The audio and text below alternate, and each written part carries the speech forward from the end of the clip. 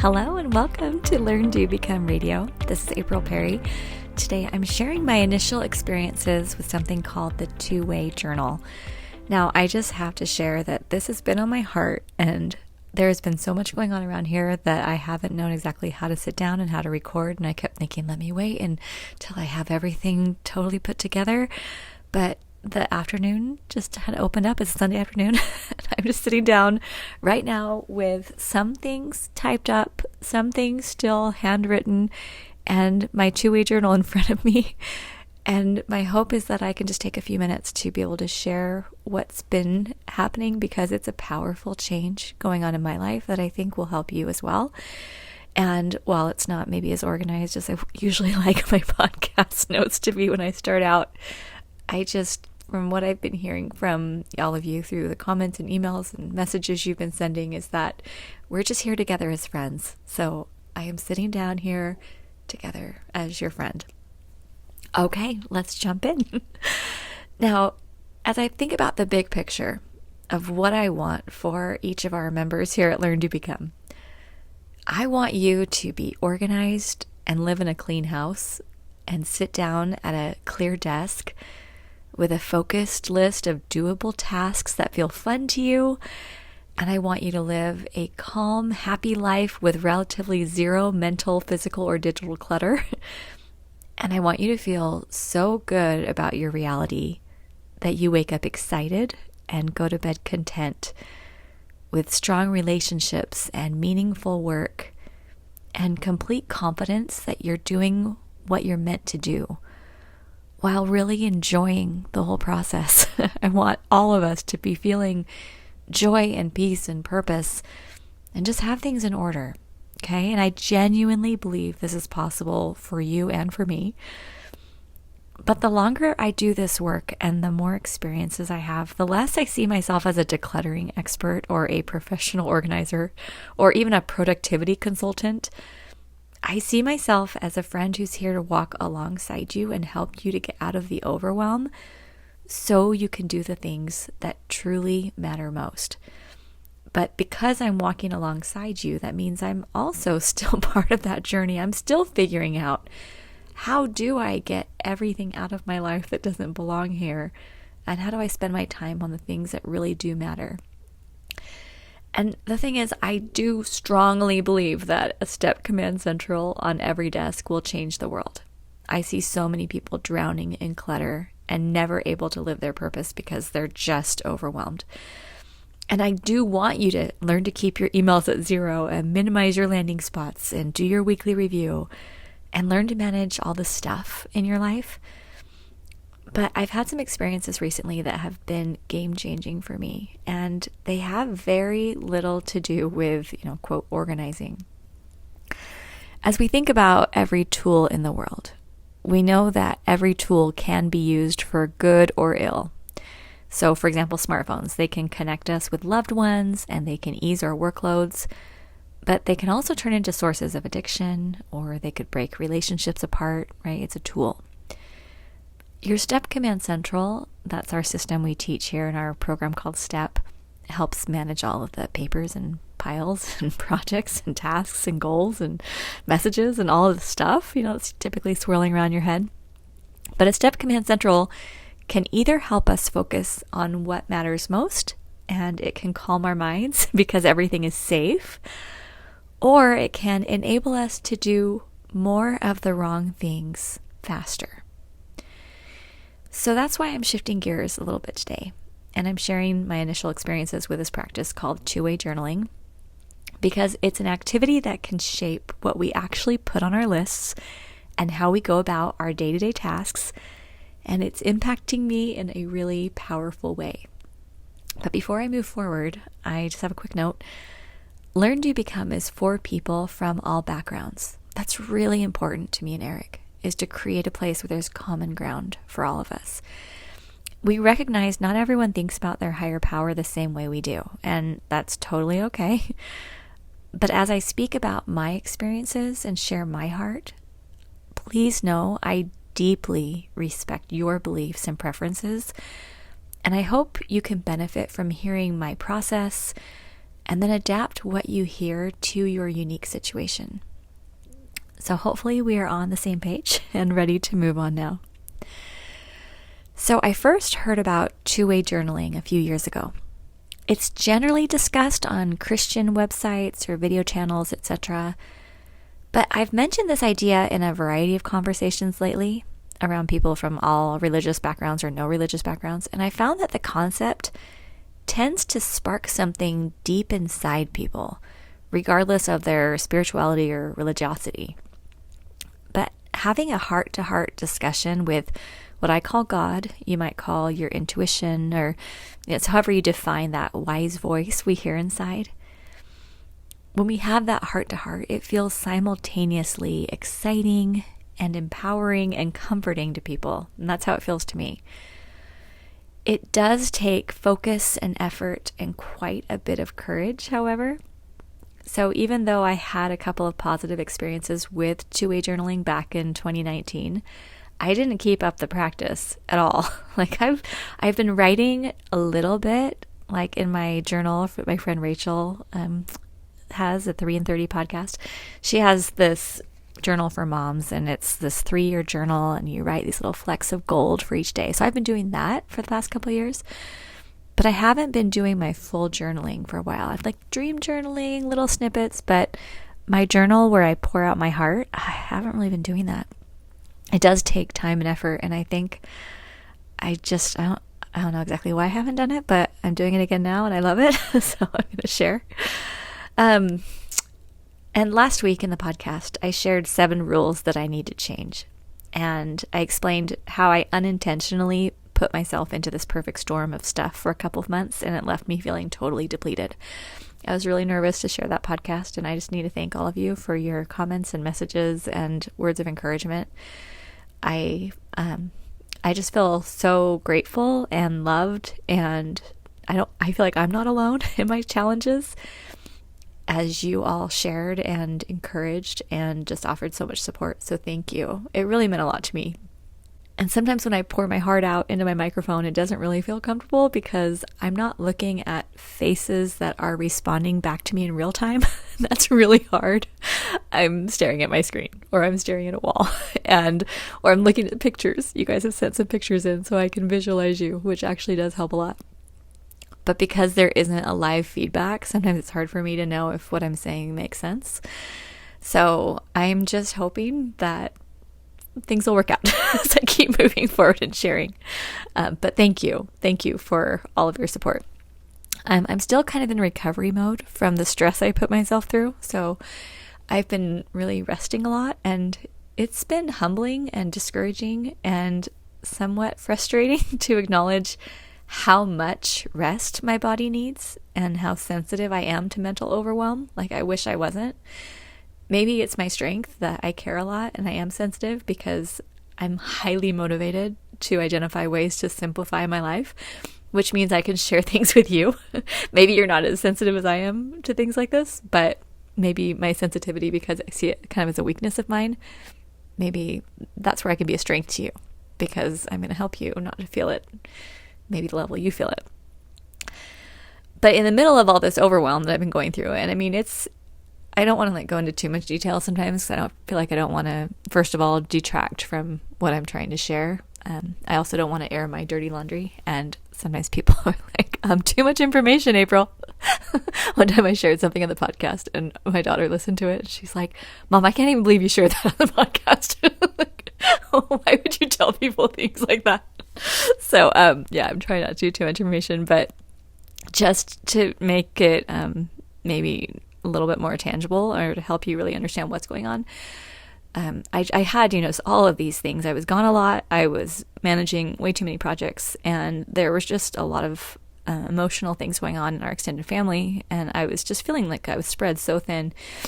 And so I've talked before on the podcast how sometimes I get like these stress rashes. That's what happens to my body. Some people get like migraine headaches. I get stress rashes. And so I started getting one in like mid-September, just like on my ankle. And then it grew to be like bigger than the size of my hand. And this rash has been like bleeding, a lot. Not like a ton, but multiple times a week. because I like get stressed, and then it's itchy, and then I'm like, Eric, I am like bleeding and I don't know why. And then other rashes start appearing, and I'm like, I don't know why I'm getting rashes. And I'm trying every kind of cream and every type of, whatever it is, trying to make these rashes go away. But really the only thing that ever makes them go away is if my mind calms down. And then I've been so frustrated myself, like, why can't my mind calm down? Why am I in the middle of all of this? So anyway, that's where I've been. And it's getting better, but like it's still an issue. So anyway, that's where I am. And there's so many good things happening in my life too. Like, I feel really happy about a lot of things in my life. And I recognize I have a lot of really good things going on. But there's also things that are just super hard. And some of the stuff I just can't talk about on the podcast because it's not, not my stories and not my situation and not my details to share. And I just always want to be careful with the people I love, that they know when they open up to me that I'm not just going to go on the podcast and tell the whole story. I'll tell my story, but I'm not going to tell theirs.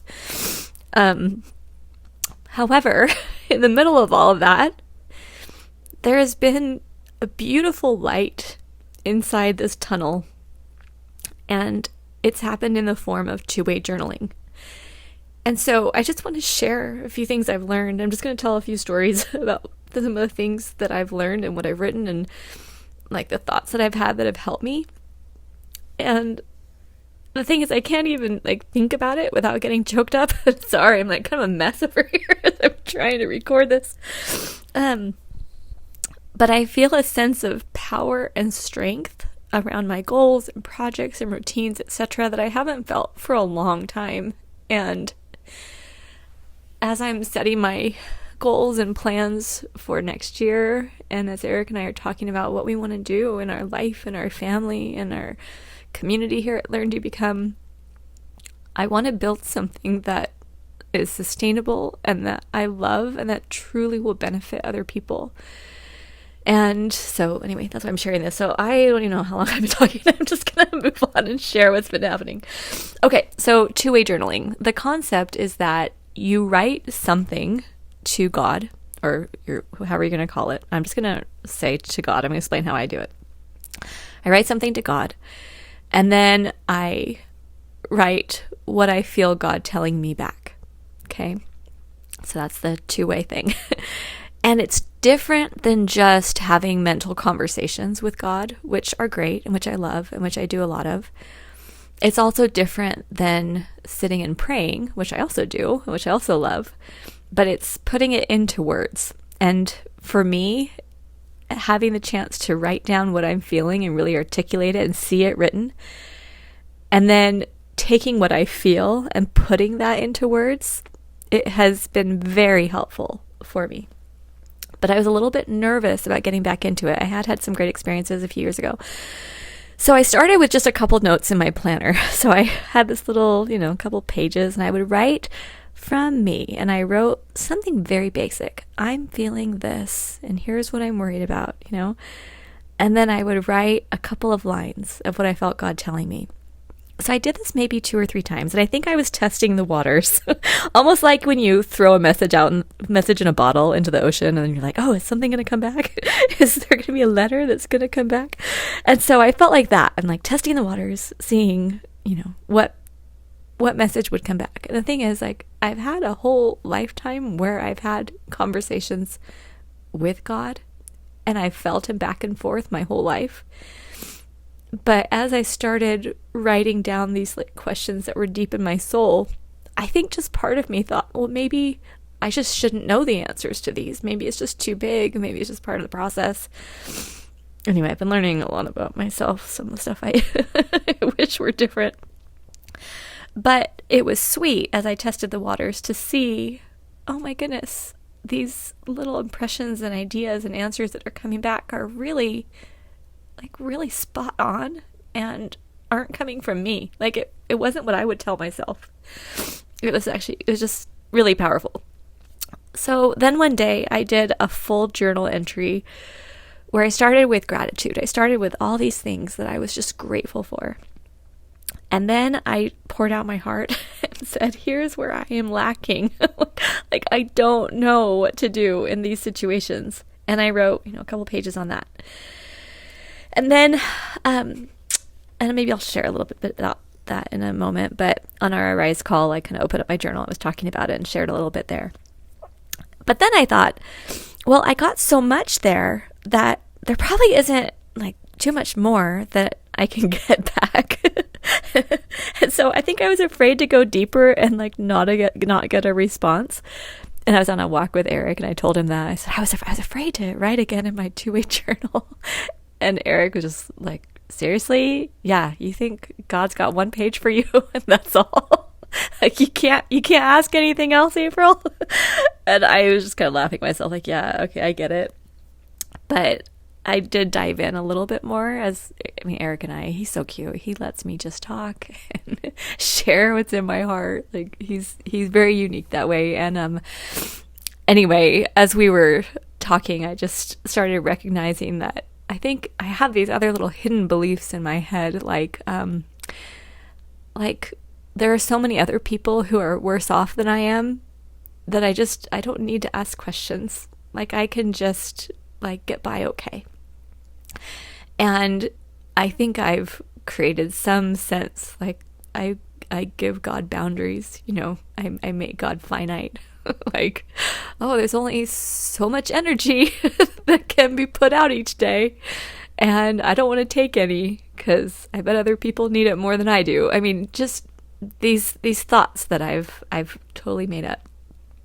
And so as I articulated them and shared them with Eric and we talked back and forth, I realized, okay, April, you need to stop putting these limits. The higher power is the higher power for a reason. So then, after I got that much, I decided, okay, I'm going to try again. I'm going to try with a more tactical question because I had something very specific that I needed help with, but I thought maybe it was too specific for a 2-way journal. But what was so sweet is after I asked the question, then I had this impression that God wanted to ask me a question back. So it was like, here's my question. And then God said, well, considering this would be your goal, if this is your goal, what would you recommend for yourself to do in this situation? Like, God trusted me to come up with my own plan. And so I did. I thought, well, okay, here's what I would do. And I felt really good about it. And I thought, all right, I actually didn't need a whole lot of guidance. I just needed a question asked back to me. So I did that. And then the next day, I wanted to really talk about my rash. So I asked, okay, what do I do about this rash? I don't know why I have it. I've tried all these things and wearing nylon so I can't scratch it and ointments and all this stuff. And then the answer I got was, well, why don't you start by flipping back and reading what I told you 2 days ago? So I did, and the answer was right there, and I just started laughing, and I just felt this relief. Like, God has such a good sense of humor and doesn't tell me I'm a head case and doesn't tell me that the rashes are all my fault and doesn't berate me for not being better. It's just this precious, calm, beautiful, patient encouragement telling me that I just need to see things a little bit more clearly. So then I've done it a couple more times since then. So here I'm like holding here and I'm crying a little bit. So I'm going to hope my tears don't go smear all these pages. But as I kept doing it, it was just these simple responses that have made a big difference in my life. And I can't, as I'm like you can hear me flipping through these pages. I've just been feeling a lot more joy, a lot more focus, a lot more support, a lot more encouragement to move at a more doable pace and not to feel like I have to be the one to solve every problem and save everyone from pain. In fact, I'm going to go back actually to one of the pages that I shared a little bit about during our Arise call. But here's just a little quote what I got back saying, April, I know you feel angry because of situations in the past where you carried more of the load than you had planned. Stop carrying more than it makes sense for you to carry. Lean on me and leave the extra burdens undone. Your sometimes frantic efforts come from a place of love, but you end up sick and depleted for a reason. That shift doesn't need to feel hard. Do what feels most important, and then increase your faith as you leave the rest to me. I am in charge. I haven't left my post. I haven't forgotten any of my children. I didn't forget to build something into the plan. I appreciate your concern, but you tend to believe that if you work hard enough and fast enough, you'll be able to alleviate suffering. But I am the one who alleviates suffering, and the work has already been done. And then it went on to some other things that were super helpful to me. And again, I hope that you can know that I'm sharing this as my personal experience. Sometimes people get super stressed about God and anything like this, and then I get emails, and I'm just telling you, I'm just sharing my experience, okay? Because I don't want you all stressed out. Okay, so I'm going to stop there on the examples, but I'm going to keep doing the two-way journal. Sometimes the entries are really short, sometimes they're a little longer. It's just that we all have really unique lives and really unique situations, and I mean, one of the biggest things that's on my mind, besides these rashes, or maybe it's part of the rashes, is I love Learn, Do, Become. I love the things that we do here and the work that we do, and the number of people posting in the Facebook groups and sharing and posting their pictures and telling how they're getting out of overwhelm and how they're feeling their life change. And I mean, these stories, and some of them, people are like, oh, I've been following you for 6 years, or, it's over time. I mean, it's just this beautiful community that we get to be part of, and I feel so privileged to be here. But I also am highly dedicated to my family. Eric is my best friend, and we spend a lot of time together every day, and there's a lot that we're managing and juggling, and requests that we get, and things in our local community and our extended family and friends and network. There's a lot. And Eric carries a load, and I try to help alleviate that load, and he tries to help alleviate mine. And we also still have a teenage son at home. And I know a lot of people are like, oh yeah, my teenage son doesn't need me, or my teenager's old enough that I don't have to watch him like I did when they were a toddler. But I feel like this time is just this sacred, beautiful time where I have him still in our home. And we still have 3 young adults that I want to be involved in their lives. Not like overreaching and controlling and the helicopter parent, but it really matters to me to be involved with our children. And it really matters to me to be involved in our community and the people we love. But trying to manage the, keeping a strong marriage and a strong family and being involved in that community, and then running Learn, Do, Become, and also trying to make sure that I'm healthy and strong and replenished. It's really hard. It's one of those things where I feel like I don't have a lot of other people to look to who live the exact life that I'm trying to create. And you probably feel that way too. It's really hard to find someone in your exact situation, who has the same number of people in the household, or the exact same goals, or the same circumstances. It's nearly impossible sometimes. And so trying to find that balance, I know I could genuinely spend double time here at Learn, Do, Become, and I could be super happy. I would travel all around and teach people how to build command centrals, and I have so much that I would be super excited about writing and creating and doing, and I could become a workaholic really easily if I wanted to. But I don't want to become a workaholic. I want to be the kind of person that my mom was, like that. I know you've heard me talk about my mom before. She was my best friend, and she passed away a few years ago from Alzheimer's, but my parents were so present with us, and they we were their priority. And that just matters so much to me. Someone had asked me, how I balance family and business, and I just said, I think so often about right before my mom passed away, and it was all the children who lived in the area. I think like 5 of us were there, 6 of us were there, and my dad was resting in the other room, and we're all just circled around her bed and kind of counting her breaths. She was having fewer and fewer breaths per minute, and we're all just there with her, knowing she's passing soon. And we're all just telling stories and talking about how much we loved her and how much she meant to us and how much we knew we meant to her. And the thing is, in our professions and in the world, there's so much that you can do to get applause or praise or money or fame or attention. And like at the end of the day, like none of that stuff matters. And as much as I love you, I love my husband and children more. And rightfully so, right? And so, and I want you to be able to create those strong family relationships with the ones in your life that you genuinely love. And although our relationship, me and you, like it's real because, we're united through the internet, which is so fun, and we can be united from around the world.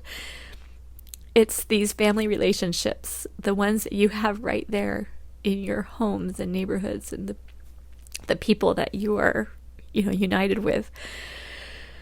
Like that's what matters most. At least that's what I believe matters most.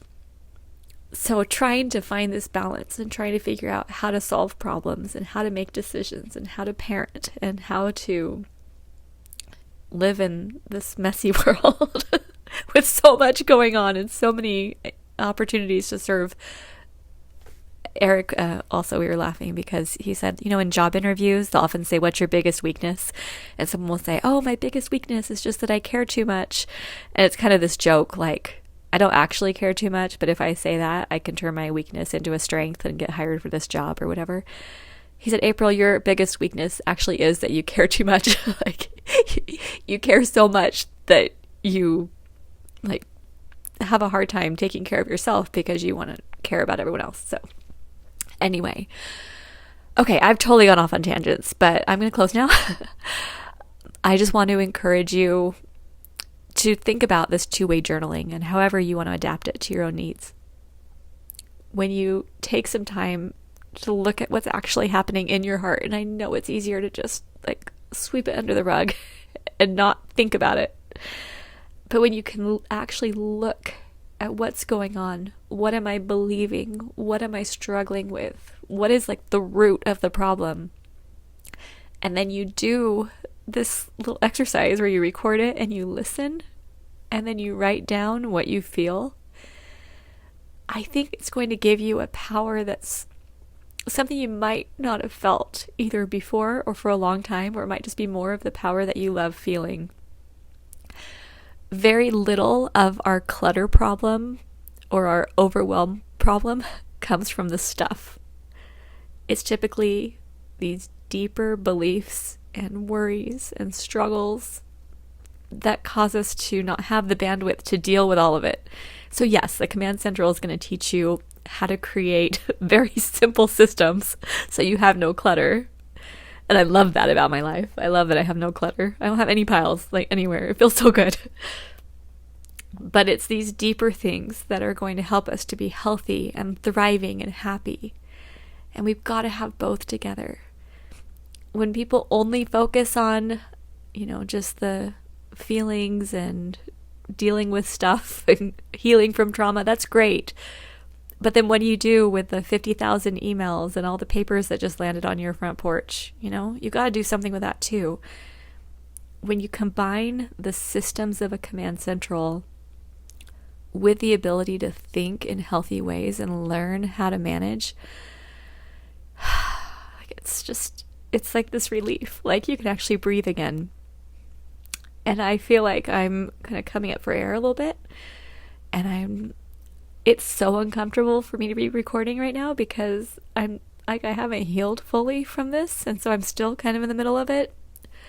But today I just prayed. I'm like, okay, I have a little bit of energy. I'm praying I can just do this on one take and then I'll just publish it. And hopefully it'll help someone. And then we'll just keep moving forward on this journey together. Okay? All right. I really love you. And I appreciate you. And I hope you have an amazing week. And if you try out the two-way journaling, let me know how it goes. Okay? All right. We'll see you soon at learndobecome.com.